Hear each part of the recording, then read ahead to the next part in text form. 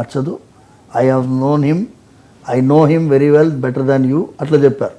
ఇంకోటి ఏమన్నారంటే 2006లో పివిఆర్కే ప్రసాద్ గారు మా మీద ఎన్నో అపోహలు సృష్టించారు డిపార్ట్మెంట్ వాళ్ళు.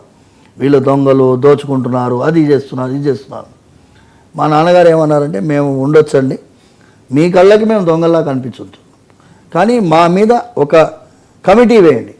కమిటీ ఎలాంటి కమిటీ? మీరు వేసిన కమిటీయే కదా 1000 స్తంభాల గుడి 1000 స్తంభాల మంటపం కూలగొట్టినప్పుడు తిరుమలలో దాని మీద ఒక పివిఆర్కే ప్రసాద్ కమిటీ వేశారు కదా, ఆ కమిటీకి మా చిలుకూరు విషయాన్ని అప్పచెప్పండి.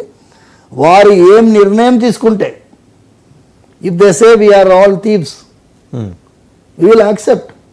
అంటే కమిటీ ఏం చెప్పింది? మిమ్మల్ని దొంగలని నిర్ణయించింది? లేదు, కమిటీ చెప్పిందే దిస్ అన్ ఆల్టర్నేటివ్ మోడల్.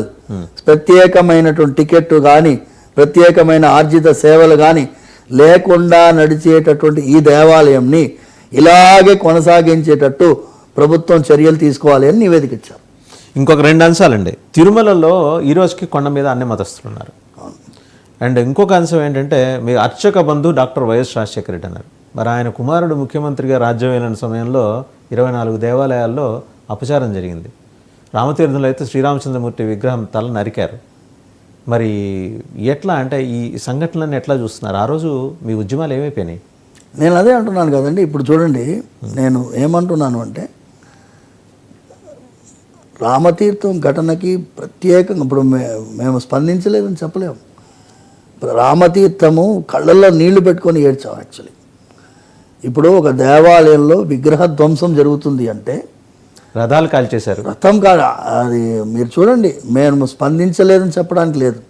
మాకు అదే అంటున్నాను కదండి, మన దేవాలయ వ్యవస్థని, దేవాలయానికి సంబంధించినటువంటి ఏ అంశాన్ని అయినా మీరు ఎవరైనా, ఇప్పుడు మేము వైఎస్ఆర్ కుమారుడు ఆయనని ఏమనకండి మేము చెప్పలేదే.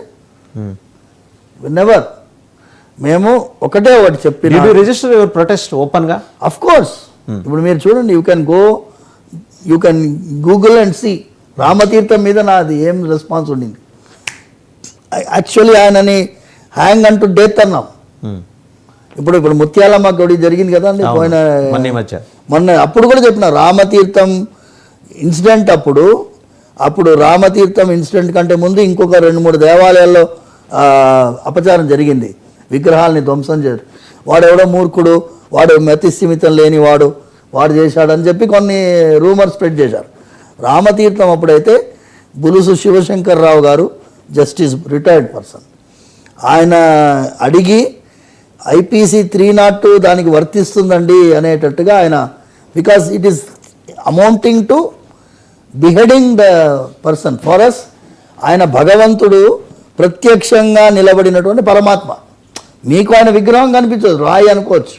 అదే నేను అన్నాను చూడండి, మీ భగవంతుని చూసారంటే భగవంతుడి యొక్క రూపాన్ని మేము అస్య దేవదేవస్య అఖిలాండకోటి బ్రహ్మాండ నాయకస్య పరవ్యూహ విభవాంతర్యామి అర్చారూపేణ పంచదావస్థితస్య 5 రూపాల్లో ఉండేటటువంటి అర్చారూపంలో ఉండే స్వామి ఈ భగవంతుడు, నీకు ఇవాళ రోజు మేము నైవేద్యం సమర్పిస్తున్నాము, ఇవాళ రోజు కళ్యాణోత్సవం చేస్తున్నాము. ఇలా మేము భావించి మేము చేసేటటువంటి పరిచర్యలు, వీఆర్ లీడింగ్ ద వర్షిప్ అండి.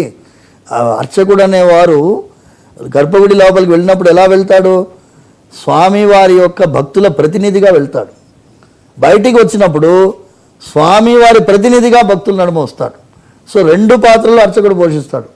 అందుకే మీరు బయటికి వచ్చిన తర్వాత భక్తులు మా మీద అభిమానంతో, ప్రేమతో స్వామివారి రూపంగా భావిస్తారు, మీరు తండ్రిలాగా భావిస్తారు, తల్లిలాగా కదా. ఆయన గుడి మెట్లు కడుగుతున్నారు సనాతన ధర్మ సారథిగా ఆయన. అది చూడండి ఆయన. అందుకే సనాతన ధర్మాన్ని నేను ఎప్పుడూ అంటున్నా అండి, మనది ప్రహ్లాద క్షేత్రం అండి.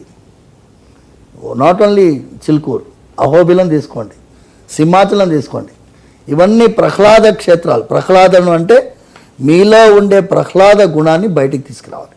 ఇందుకోసమే దేవాలయ వ్యవస్థ.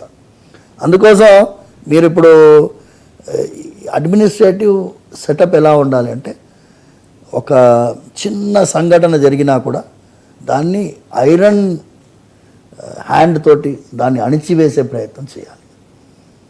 అది మేము కోరుకునేది.